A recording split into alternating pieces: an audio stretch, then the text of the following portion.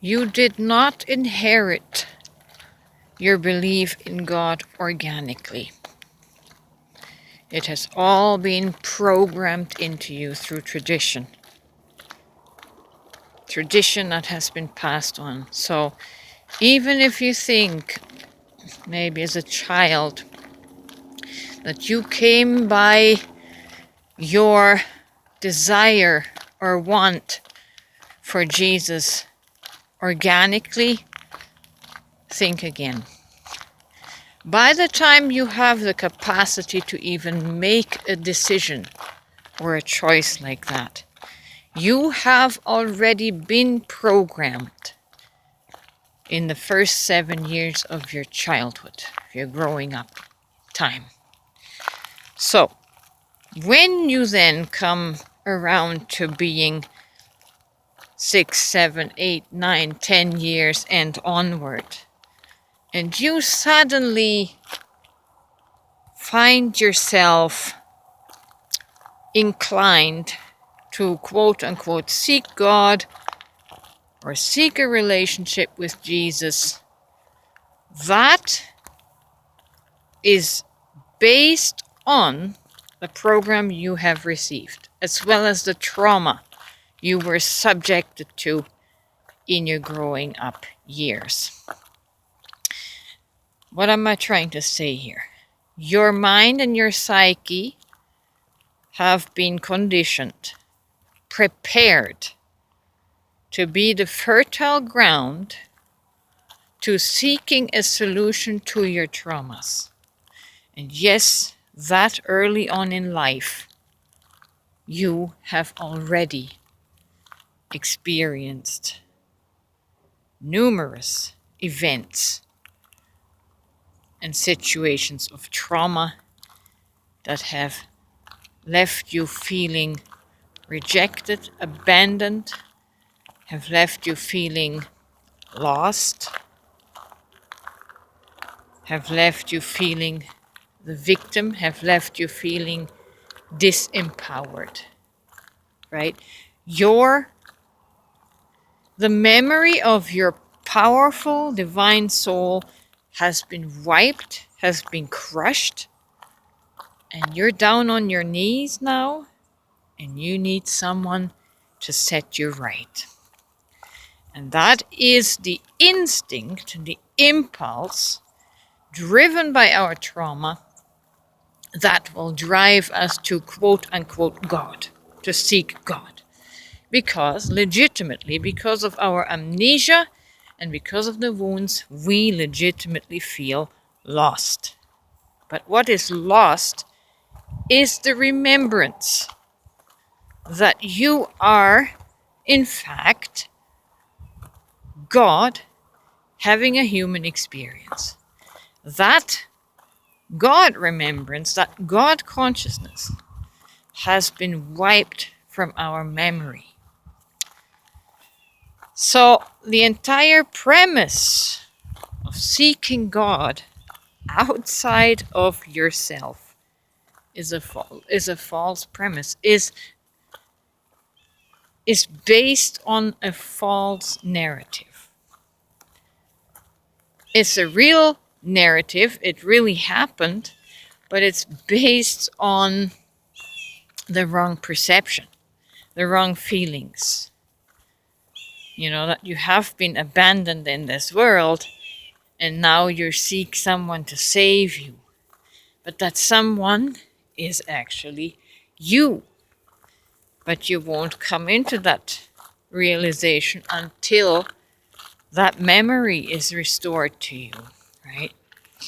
So, for someone that has bonded with Jesus on this basis, on this foundation, is going to have a really hard time to overcome that dependence, right? Jesus has become the hero, Jesus has become the savior, and what would you do without him? You just came from there prior to asking him to rescue you. See, the foundation is that of trauma, is that of abandonment, feeling abandoned and lost.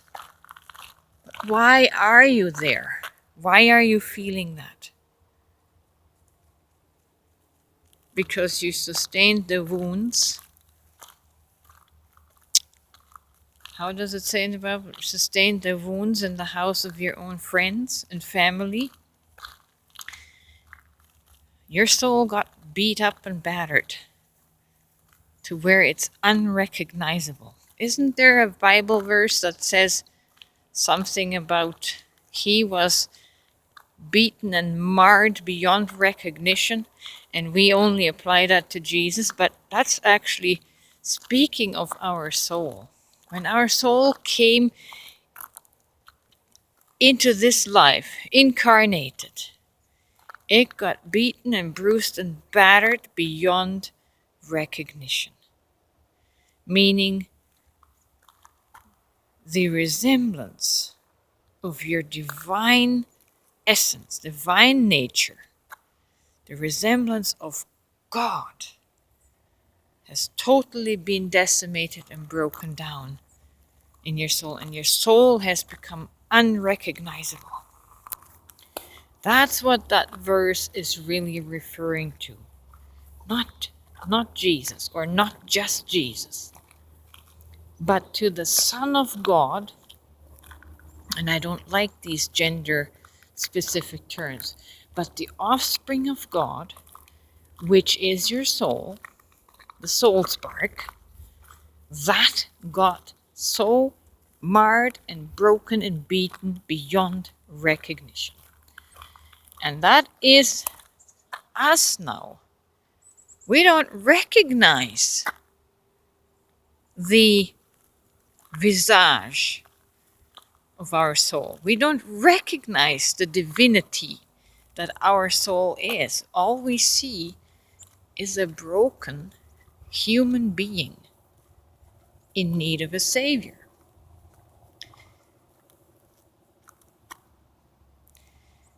You are the divine God that has come down into flesh. You can follow the story of Jesus the way we have been taught it, but you must apply it to your own soul. Your own soul, the Son of God, the offspring of God, the spark of God, came down into this density, into this flesh. God in the flesh. And it got marred beyond recognition. You are that. You are that. You are God in the flesh. And so now, as the remembrance comes back, you realize you become your own savior. There is also no relationship to be had with quote unquote God, because you are that God. So what it turns out to be then, upon recognition of this truth, is that you will end up having a relationship with yourself. You're going to have a relationship with your soul, with that God spark, with that offspring of God that took on flesh, which is you.